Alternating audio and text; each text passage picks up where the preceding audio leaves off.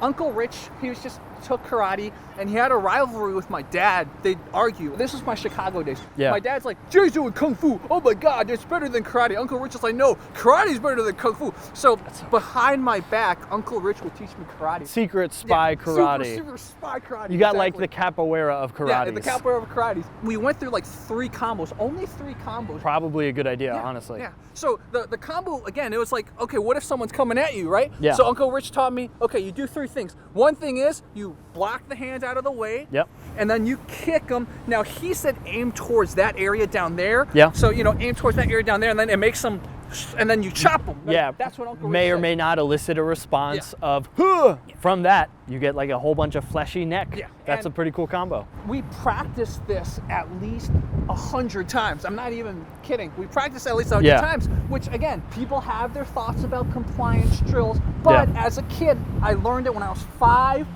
when I was 8, the memory was still there. Yeah. So this kid, basketball court in China, comes up to me before he even got to me. So it wasn't here, it was here. I blocked this, I kicked. Now the difference is, it didn't make him go like that, it didn't. right? Okay. Yeah, it didn't, so I kicked. Yeah. But still, I just followed But up the with hands that. were still off Yeah, of you. the hands were off of you. And because I had it in my muscle memory, it was just kick. It was, oh, I have to follow up with this. Yeah, blindly. You were 8, you know? Yeah. Throwing a combination is better than being too hesitant to throw anything. Yeah. Which is like probably what happened there. Like your muscle memory, after doing the reps so many times, your brain was like, boom, boom, boom. Yeah. And afterwards, you were probably like, yeah, I was like, I didn't even know I could do that. And everyone was watching. They're like, whoa, how did Jerry do that? Oh, Jerry was taking kung fu lessons. And I thought for many years it was kung fu. No, it was from Uncle Rich. It was karate. Thanks a lot, Uncle Rich. Saved me. And that's why I wanted to bring Sensei Seth to talk about this, because we got to give credit to karate. Karate was an important part of my journey, even though I basically always only talked about kung fu. yeah, that's pretty cool. And again, he didn't react exactly like what Rich said, you know, he didn't come down, Yeah. but still, I still follow up with the chop. That was the exclamation mark. Yeah, it says something to having like 3 to 5 like really good techniques that will hit something regardless of the outcome, rather than like having like super long drawn out combos. Anything where they go to the ground and then you're finishing with strikes on the ground specifically, like that kind of gets a little, it's tough because you don't want to train combos where I'm standing like this and then you throw like 5 to 6 things and I don't move at all. One way you can make it better is, so you go ahead and push and I go hands off and then I go kick and then you don't move. I have this now, I go from here. Like, what do I do if I get different reactions? And you're still drilling the same thing over and over again, but it's not necessarily like every time as a partner I go like this. Huh, ooh, Yeah, exactly. That's the one weakness to how we did compliance shows, was that every time Uncle Rich would react the same way. Thank goodness it was in my muscle memory so much that even though he didn't react that way, I didn't go, ooh, I just naturally threw a chop anyways. Chops are cool because it's such a small surface area. The same reason that you want to like punch with 2 knuckles, it's like a super small surface area that you're hitting with. Yeah.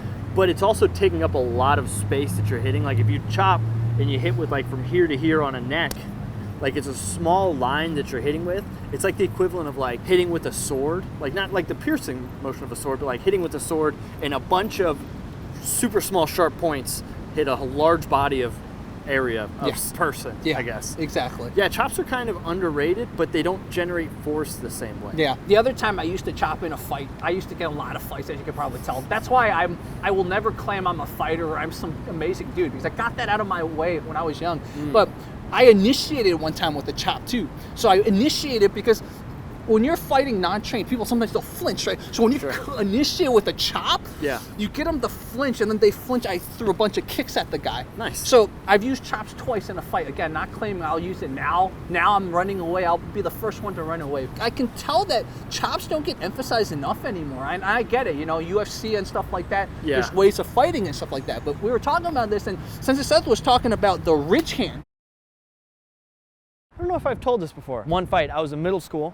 I was like a hormonal teenager, and I was playing basketball, what I would call like the middle ground of skill level court. I wasn't playing on like the best court in middle school, but I wasn't on the worst one either. I was very competitive, and this kid took the ball while we were playing. I just had a bad day. I went over and he starts to trip a little bit as he's dribbling away, and I go to kick the ball and I kick him right in the face.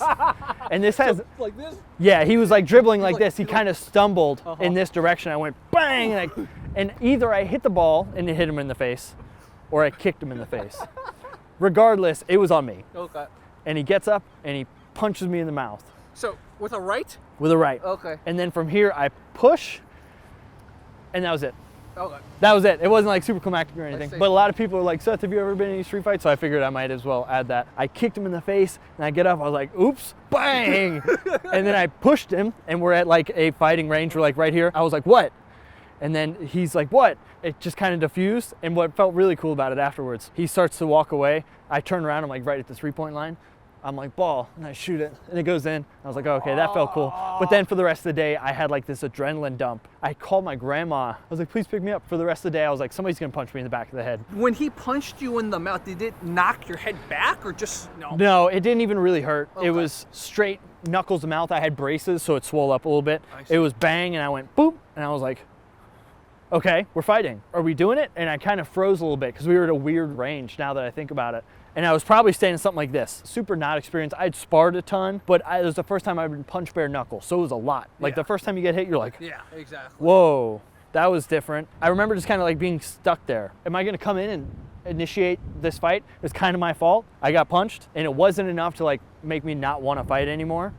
But at the same time, I was like, It felt like, though, Seth's karate training helped you. The moment when you got hit, you reacted. Yeah. You didn't go, whoa, you just went, okay, I gotta have a reaction. yeah, there was no like, oh God, Yeah. oh, why'd you hit me? I wasn't confused about the fact that I just got hit. I was like stuck between fight and flight because I definitely initiated. But yeah, I mean, karate definitely did help where like I had been punched in the face before. It helped me kick him in the face for sure. 100%. It gave me a good, nice little snapping front kick. I'm sure he was feeling that kick for the rest of the day. I'm sure he too. didn't feel great about that. Yeah. So in karate, do you guys train push techniques at all? We don't train push techniques, we train a lot of push defense. In karate, you usually go for techniques that are like finishing. Like a lot of the stuff that you'll see in karate, very rarely do you see anything that, if we're at this range where I'm separating us. Usually, if it's that situation, karate is very notorious in its traditional and its point. The one thing they have in common is it is designed to be one thing and done. So if I'm inside, like I'm trying to do something, I'll throw chops or I'll throw punches or I'll throw elbows or whatever. But very rarely will you like see stuff and then you'll go push and get away. We'll train defense on pushes a lot, which is actually super similar to what you did, Yeah. where we train like opening the door, right? And then throwing something. We don't, usually we would go turn and then a punch, bang, right? But it's the same concept of like evading, trying to get the hands off the center line as they're moving their momentum towards you and going boom and then bang. Like for us, it's kind of like getting off the center line and then striking. Put a final kind of prologue to that story with the time Sure. I used karate. What happened was I actually initiated the fight with him. The reason was he was having a bad day. Yeah. So what ended up happening was he punched 3 of my friends. So eventually I got pissed off. I kind of sucker pushed him. He didn't see me. Yeah. I pushed him so hard he went flying. When I used that karate technique, that was the 3rd exchange. He actually came at me a 2nd time. I just don't remember exactly what I did, but Sure. I fought him off a 2nd time. Sure. And then the 3rd time was when I used the karate technique. Yeah. The 2nd time, he threw a ball at me, and it missed my face and it hit me in the arm. Yeah. So I chased after him. I don't remember what I did to him. So I beat him the 2nd time, but he wasn't giving up because he had a bad day. So Right. the 3rd time he came at me like that. Yeah. So that's kind of the prologue to the story. Karate for kids is really cool because we do such stupid stuff as kids. Yeah. If you are a kid who's fighting a lot, you're mad, you're upset, you want to hit something. Yeah. If Yeah. you are on the receiving end of that, you do not want to hit something. Yeah, exactly. So it's kind of like up to your training, and if you're a kid, up to like creating your muscle memory to give you a response that your brain doesn't necessarily want. Yeah. Like your thought processes don't want to hit somebody, they don't want to fight somebody, but for the sake of your body, like we kind of have to train kids. We do drills all the time where I'm like, I'm a bad guy, I'm grabbing you, let's go. We've got to figure something out. You have to do something to make me let go. And we'll have drills and stuff, so if something happens, I know that in their tiny little brains, in 5 years, they'll remember a wrist release and then a strike, or a wrist release and getting out of town, because kids are not like the brightest. Yeah, especially when it comes to self-defense. Really like talking about push defense, because Yeah. I've seen many times when kids get into fights when they're little, Sure. one kid gets pushed, he doesn't even know how to react. He just gets pushed, he gets pushed, he Yeah. gets pushed, he gets pushed. Yeah, it just keeps happening. Yeah, it just keeps happening. That's why a lot of you wonder, why do you train push defense? I think it's especially good for kids to train Yeah. push defense. It's good for kids because kids don't necessarily have like a natural tendency to punch. They'll slap a lot. Yeah, They'll this type of overhand they'll slap. punch a lot. Yeah. It's good for kids to be able to like kind of work on getting off the center line Yeah. and kind of like not being in front of stuff. Yeah. Yeah.